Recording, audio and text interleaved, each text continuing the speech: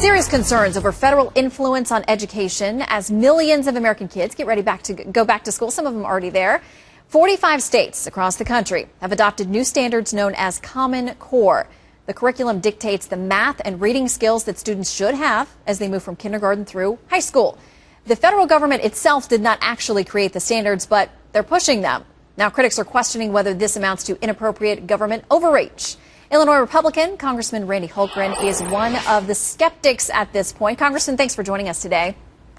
Hey, thanks, Shannon. Good to be with you. And I know that you're hosting a forum, so parents, teachers, people can get together and talk about this. But one of the main concerns that we hear again and again from people about Common Core is that whether it was intended to or not, it essentially seems to be the federalization of government, of education that should be handled locally by teachers, administrators, and parents. Well, it's a real concern of mine as well, and it's a big reason why we're having the summit tonight. To me, this is a fact-finding mission to understand this. It's impacting our students and families. A lot of questions out there. I heard questions from principals, from teachers, from families, and so we decided it was important to have this summit to get these questions answered.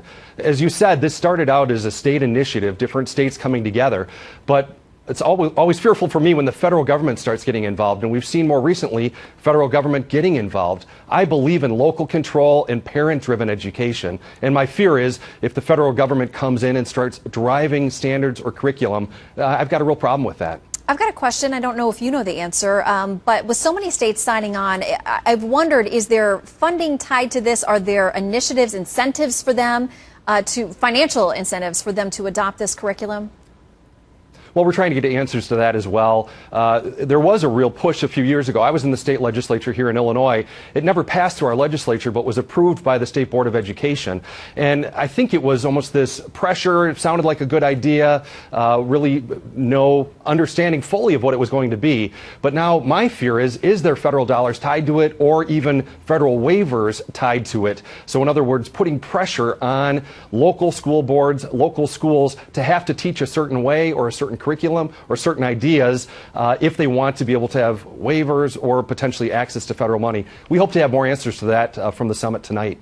There's a big movement in Maine where they actually did adopt Common Core, and there are folks who are now organizing and getting together, trying to get, I think it's around 60,000 signatures for a petition so they can put this on the ballot because they say they don't like what they've seen so far. They think it's going to bankrupt, the critics do think it's going to bankrupt their state education fund. They think it's bad. It takes away local control and takes away any voice that parents would have in this process.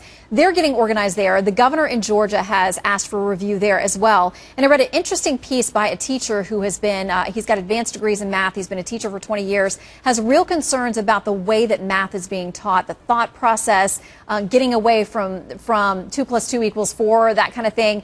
In his estimation, there are flaws with the way this is being done. And what he said was, I believe that we're adopting this because of the international approval of that kind of approach.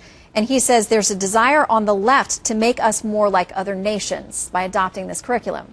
What do you say?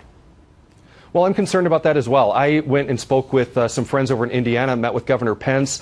I respect Indiana, and they just have pushed the pause button on this in their own state of saying, we're not sure about this yet. We have some more questions, and I think it would be important for other states to look at that as well. I hope Illinois will consider that if we're not ready to do this, to hold off. Most importantly, to make sure we're doing everything to teach kids. What I want is I want to make sure our education system is focused on not catering to adults, but making sure our kids are learning. And whatever these standards are, make sure that it's focused on parent decisions, encouraging competition and growth, and making sure that the federal government isn't getting involved in micromanagement of our education systems.